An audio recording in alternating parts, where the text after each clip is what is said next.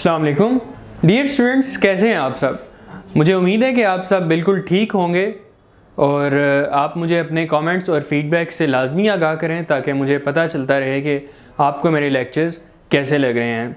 आज हम करेंगे अपनी 8th क्लास की जो हमारी इंग्लिश की बुक है उसका लेसन नंबर 7 करेंगे, चैप्टर 7 जो है क्लेवर मिर्चू। क्लेवर मिर्चू हमारे लेसन का नाम है और ये एक शॉर्ट स्टोरी है, ये एक कहानी है, ये एक अफसाना है। इसकी हम सबसे पहले ट्रांसलेशन करेंगे, इसकी उर्दू करेंगे और साथ साथ मैं आपको मुश्किल लफ्ज़ों के मीनिंग बोर्ड पे लिख के दिखाऊंगा और बताता भी रहूँगा। तो इसमें डियर स्टूडेंट सबसे पहले हमें जो पैरा है उसमें बताया गया है, सेटिंग बताई गई है इस अफसाने की, वो ये है कि एक गांव है और गांव में एक मियाँ और बीवी रहते हैं। एक जो उसका हामंद है, जो मियाँ है, जो शौहर है, वो वुड कटर है, वो एक लकड़हारा है, वो लकड़ियाँ काट के अपना गुजारा करता है, अपने बच्चों का पेट पालता है और वो बड़ा गरीब है, उसके पास कोई ख़ास पैसे नहीं हैं। कई दफ़ा ऐसा होता है कि पैसे नहीं होते तो बच्चों को खाना खिलाना बड़ा मुश्किल हो जाता है। और फिर इसके दूसरे पैराग्राफ में हमें बताया गया है कि उनको अटमोस्ट एंजाइटी का सामना करना पड़ रहा है। अटमोस्ट का डियर स्टूडेंट्स मतलब है कि बहुत ज़्यादा या इंतहा का या इंतहाई, इंतहाई बहुत ज़्यादा। और एंजाइटी का मतलब है परेशानी, बेचैनी, परेशानी या बेचैनी। उनको अटमोस्ट एंजाइटी, इंतहाई बेचैनी का सामना करना पड़ रहा है। वो इसलिए करना पड़ रहा है कि उनका एक बच्चा है जो बहुत छोटा है, अपने साइज़ में बिल्कुल छोटा है, वो एक पेपर के साइज़ का है, वो काली मिर्च के साइज़ का है। पेपर हम कहते हैं काली मिर्च को, और तो काली मिर्च छोटी सी होती है, जितनी छोटी मिर्च होती है उतना ही छोटा ये बच्चा था, तो उसको वो पेपर के साइज़ का था, इसीलिए उसका नाम उन्होंने रख दिया मिर्चू। मिर्चू है हमारा मेन कैरेक्टर है, वो हमारा हीरो आप कह लें, वो हमारा फोकस जो होगा वो उसके किरदार पे होगा, उसके कैरेक्टर पे होगा इस अफसाने में। तो डियर स्टूडेंट्स, 3rd पैरा में उसने हमें बताया है कि एक दफ़ा ऐसा हुआ कि यहाँ बारिश नहीं थी हुई गांव में, और बारिश ना होने की वजह से आ गया फैमिन। फैमिन का मतलब होता है कहत साली, कहत या भूख प्यास। बारिश ना हो तो फसलें वगैरह खुश्क हो जाती हैं, पैदावार नहीं होती, तो खाने के लिए कुछ ख़ास चीज़ें मौजूद नहीं रहती, खाने की कमी हो जाती है, खुराक की कमी हो जाती है। इसके बाद वो जो मियाँ बीवी थे वो आपस में डिस्कशन करते हैं, तो जो लकड़हारा होता है, जो वुड कटर होता है, वो अपनी बीवी को बताता है कि we can no longer feed our children. No longer का मतलब होता है इसके बाद, तो वो कहता है इसके बाद, अब के बाद हम अपने बच्चों को कुछ खिला पिला नहीं सकेंगे, तो ये हमारे लिए बड़ी परेशानी की बात है। वो जब अपनी बीवी को ये बात बता रहा होता है तो वो एम्प्टी हर्थ के साथ बैठा हुआ होता है। हर्थ का डियर स्टूडेंट्स मतलब है चूल्हा, तो वो खाली चूल्हे के साथ बैठा हुआ होता है और वो अपनी बीवी को बता रहा होता है कि अब हम अपने बच्चों को कुछ खिला पिला नहीं सकेंगे। तो वो अपनी बीवी को आइडिया देता है, ये मशवरा, ये ख्याल उसके साथ शेयर करता है कि हम क्यों ना ऐसा करें, अपने बच्चों को साथ ले जाएं और उनको जंगल में छोड़ाएं।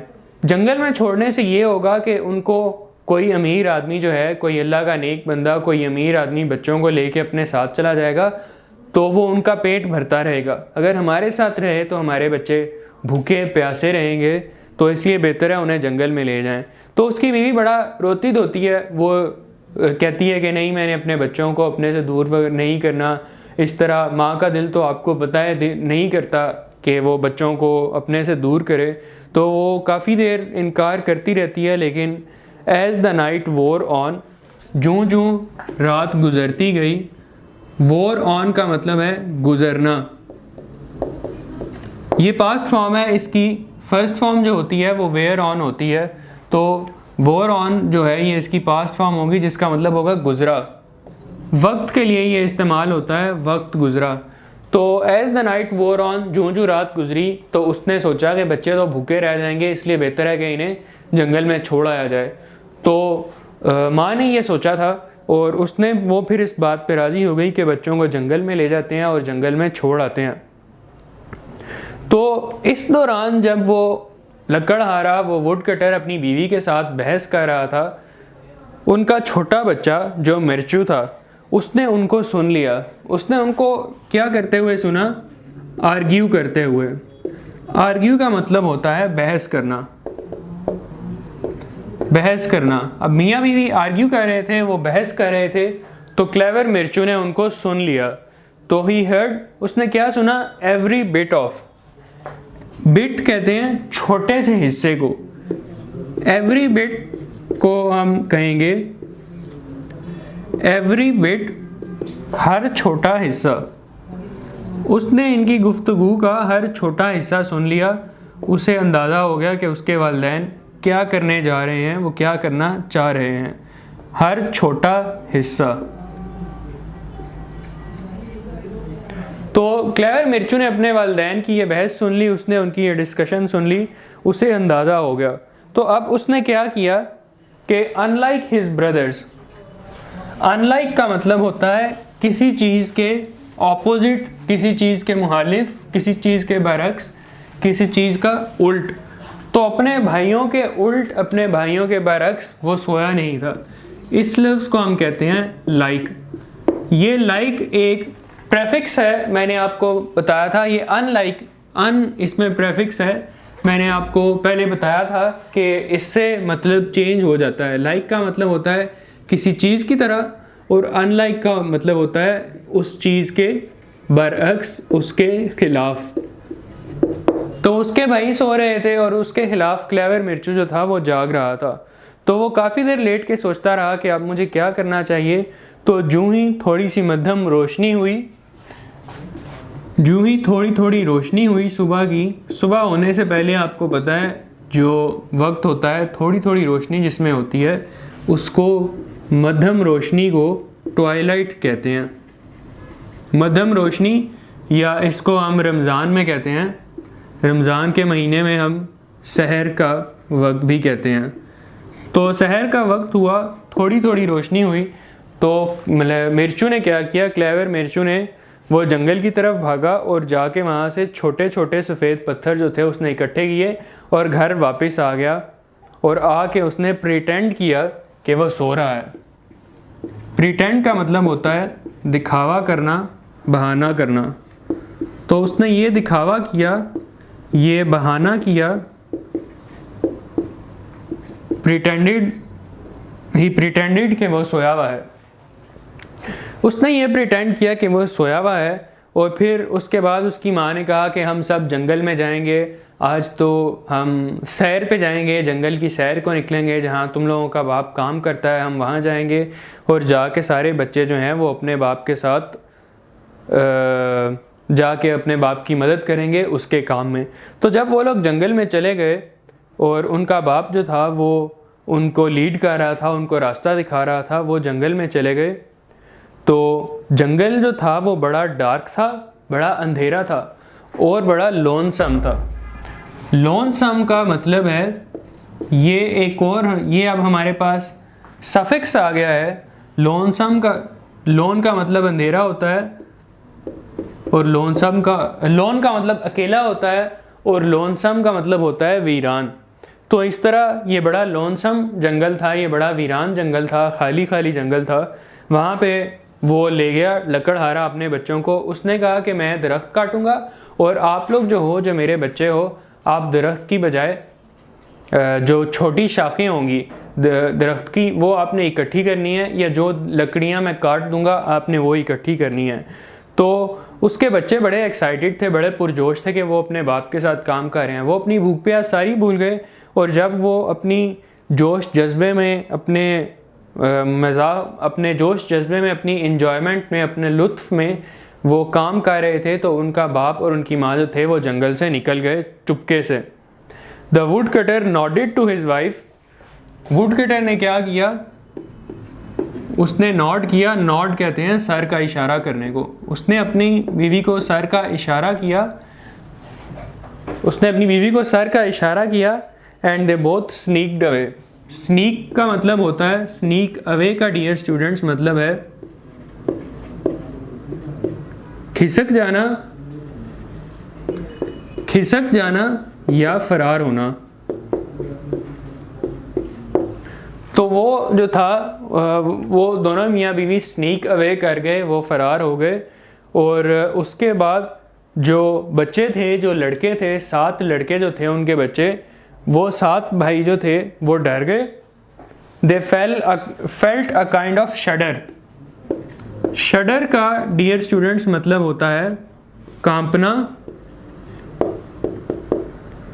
या लर्जा तारी होना। इसको लर्जा तारी होना कहते हैं, लर्जा तारी होना या कांपना। जब सर्दी लगती है तो हम कांपते हैं, या जब बहुत ज़्यादा डर लगता है, बहुत ज़्यादा खौफ हमें आता है तो हम कांपने लग जाते हैं। तो यही हुआ उन 7 भाइयों के साथ, उन 6 भाइयों के साथ हुआ, मिर्चू के साथ नहीं हुआ। बाकी के भाइयों के साथ ये हुआ कि वो डर गए। They felt a kind of a शडर। तो उन्हें लगा कि शायद उनका बाप उनके साथ कोई मजाक कर रहा है, वो कोई ट्रिक कर रहा है उनके साथ, तो अभी उनका बाप हमें उनको नज़र आ जाएगा और उनको बचा लेगा। लेकिन काफ़ी देर तक वो अपने माँ बाप का इंतज़ार करते रहे तो उनके माँ बाप उनको नज़र ना आए। तो फिर उन्होंने क्या किया, वो डर गए। उन्हें पता चला कि हमारे अम्मी अब्बू हमें छोड़ के चले गए हैं। They began to cry bitterly. Bitterly का डियर स्टूडेंट्स मतलब है ज़ारो कतार रोना, बहुत ज़्यादा रोना। तो they began to cry bitterly, बहुत ज़्यादा रोना, बहुत ज़्यादा रोना। उन्होंने रोना शुरू कर दिया और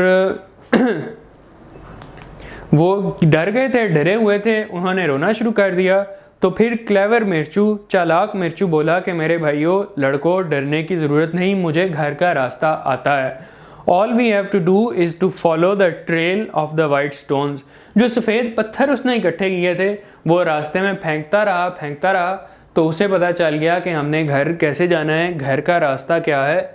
घर का रास्ता ये है कि हमने ट्रेल फॉलो करनी है, हमने निशान फॉलो करने हैं सफ़ेद पत्थर के।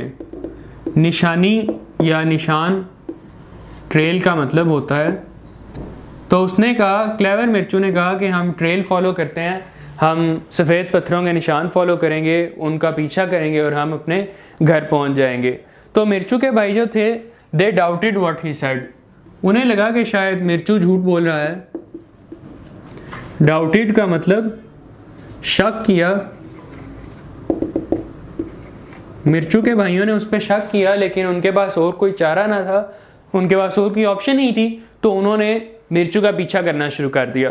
तो मिर्चू का वो पीछा करते रहे और मिर्चू जो है वो उन्हें पत्थरों के रास्ते पे उस पत्थर की निशानी के साथ साथ उनको लेके जाता रहा along the winding paths. Winding path होता है बड़े पेचीदा मुश्किल किस्म के रास्ते, उलझे हुए रास्ते, उलझे हुए रास्ते। शायद आपने सुना हो कि बाज़ औक़ात तारें ख़राब हो जाती हैं तो उनको हम वाइंड करवाते हैं, वाइंडिंग के लिए लेके जाते हैं, तो वो उलझी हुई तारें जो हैं वो सुलझ जाती हैं वाइंडिंग से।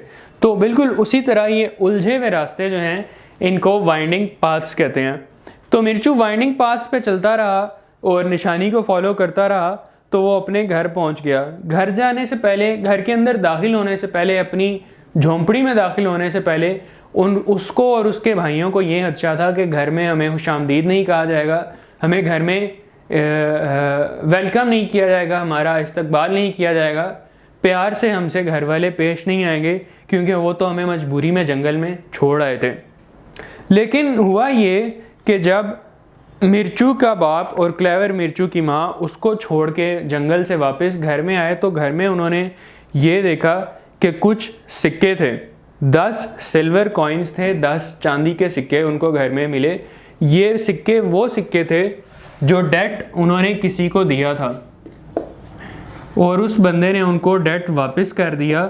10 चांदी के सिक्के उनको वापस कर दिए। इसमें बी डियर स्टूडेंट्स साइलेंट होता है, इसको आप डेट पढ़ते हैं, डेट बोलते हैं लेकिन इसको लिखते DEBT हैं, तो इसको आपने डेट पढ़ना है। उन्होंने देखा घर आके कि उनको डेट जो था वो वापस मिला, 10 चांदी के सिक्के वापस मिले कर्जे की शक्ल में। तो उन्हें याद आया कि वो खुश तो बड़े हुए इस चांदी के सिक्के को देख के, चांदी के सिक्कों को देख के, लेकिन उन्हें याद आया कि अब पैसों का क्या फ़ायदा, हम तो अपने बच्चों को जंगल में छोड़ आए हैं और अब तो उन्हें कोई ले गया होगा। तो उसकी माँ जो थी, जो मिर्चू की माँ थी, उसकी सारी खुशी जो थी वो वैनिश हो गई। वैनिश का मतलब होता है गायब हो जाना, गायब होना।